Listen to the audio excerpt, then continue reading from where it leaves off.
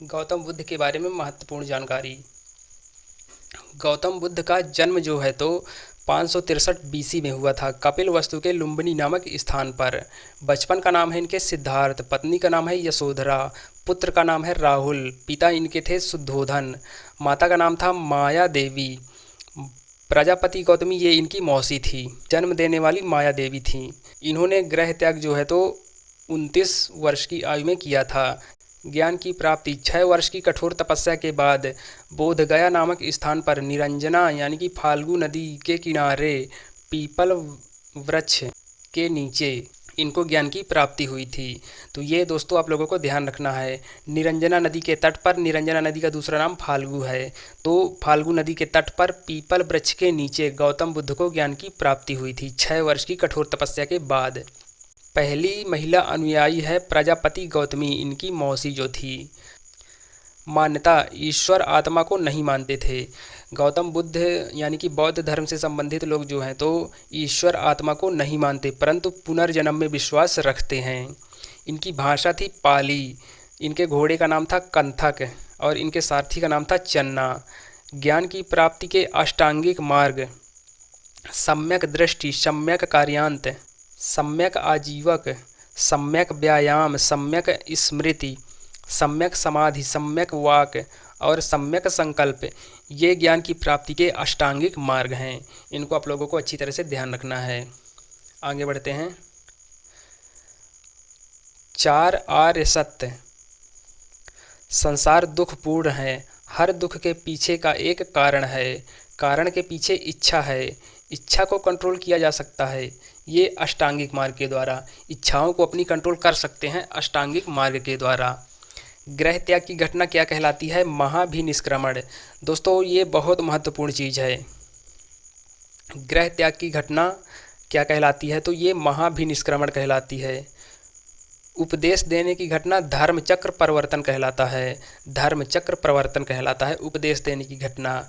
मृत्यु की घटना जो है तो महापरिनिर्वाण कहलाती है। इनकी मृत्यु जो है तो 483 बीसी कुशीनगर कायसा गांव में हुई थी, कुशीनगर के कायसा गांव में हुई थी। पहला उपदेश इन्होंने वाराणसी के निकट सारनाथ में दिया था, अंतिम उपदेश कुशीनगर में दिया था। बुद्ध के अनुयायी 2 भागों में बटे थे, भिक्षुक और उपासक। इनके त्रिरत्न हैं बुद्ध धम्म संघ, त्रिदर्शन, अनीश्वरवाद, शून्यवाद, क्षणिकवाद, त्रिपिटक, विनय पिटक, सुत्त पिटक, अभिधम्म पिटक। इनको जो है तो आप लोगों को बहुत अच्छी तरीके से ध्यान रखना है। गौतम बुद्ध के पुनर्जन्म की कथाएं जातक कथाएं कहलाती हैं। गौतम बुद्ध की पहली मूर्ति जो है तो मथुरा कला में बनाई गई है। ललित विस्तार में लिपियों की संख्या जो है तो 64 है। चलिए दोस्तों और आगे बढ़ते हैं। बौद्ध संगीतियाँ। बौद्ध संगीतियाँ, पहली बौद्ध संगीति 483 बीसी में हुई थी। कहाँ हुई थी? तो राजगीर में हुई थी। राजा अजातशत्रु थे और इसकी अध्यक्षता जो है तो महाकश्यप ने की थी। द्वितीय संगीति 383 बीसी में हुई थी, वैशाली में। राजा कौन था? कालाशोक था। अध्यक्षता शावक मीर ने की थी। तृतीय बौद्ध संगति 255 बीसी में हुई थी, पाटलिपुत्र में। राजा थे अशोक। अध्यक्षता मोगली पुत्र तिस्स ने की थी। चतुर्थ बौद्ध संगति पहली एडी में, पहली ईस्वी में, कुंडलवन में। राजा कनिष्क। अध्यक्षता वसुमित्र ने की थी। पांचवी संगीति जो है तो 7वीं एडी में हुई थी, 7वीं सदी में, कन्नौज उत्तर प्रदेश में। इस संगीति में ह्वेन सांग और हर्षवर्धन शामिल थे। ह्वेन सांग ये चाइना से आया था। जैन धर्म, इसमें हम दोस्तों महावीर स्वामी के बारे में पढ़ेंगे।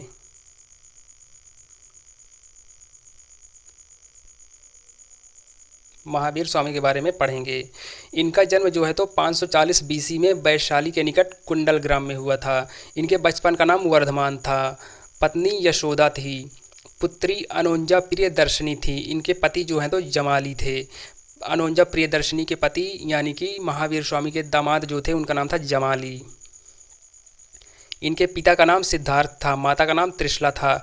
इन्होंने गृह त्याग जो है तो 30 वर्ष की आयु में किया था। अपने बड़े भाई नंदीवर्धन से अनुमति लेकर सत्य की खोज में निकल पड़े थे। इनको ज्ञान की प्राप्ति 12 वर्ष की कठोर तपस्या के बाद जरांभिक के समीप बिहार में ऋजुपालिका नदी के तट पर साल वृक्ष के नीचे ज्ञान की प्राप्ति हुई थी। दोस्तों याद रखने वाली बात यह है कि जरांभिक के निकट बिहार में ऋजुपालिका नदी के किनारे और साल वृक्ष के नीचे इनको ज्ञान की प्राप्ति हुई थी। ये फैक्ट आप लोगों को अच्छी तरह से ध्यान रखना है। इनका पहला अनुयायी था जमाली, इन्हीं का दामाद जमाली था। पहली महिला अनुयायी चंपा थी। मान्यता, ये लोग यानी कि जैन धर्म से जो लोग जुड़े थे वो ईश्वर को नहीं मानते थे, परंतु आत्मा, कर्मवाद और पुनर्जन्म में विश्वास रखते थे। इनकी भाषा जो है तो प्राकृत थी। इनके पंच ज्ञान सत्य, अहिंसा, अस्तेय, अपरिग्रह, ब्रह्मचर्य हैं। ये जो है तो आप लोगों को अच्छी तरह से ध्यान रखना है। जैन धर्म के त्रिरत्न हैं सम्यक ज्ञान, सम्यक दर्शन, सम्यक आचरण।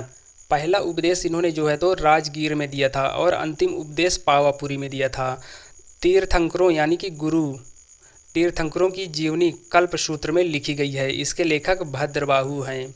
लिपियों की संख्या 18 है। इनकी मृत्यु जो है तो 468 बीसी यानी कि 72 वर्ष की आयु में पावापुरी बिहार में हुई थी। जैन संगीतियाँ, पहली जैन संगीति 322 बीसी में हुई थी, पाटलिपुत्र बिहार में। राजा थे चंद्रगुप्त मौर्य। अध्यक्षता जो है तो स्थूलभद्र ने की थी। द्वितीय संगीति 512 एडी में हुई थी, वल्लभी गुजरात में। राजा थे कुमार गुप्त द्वितीय। इसकी जो है तो अध्यक्षता देवाधि ऋषि ने की थी।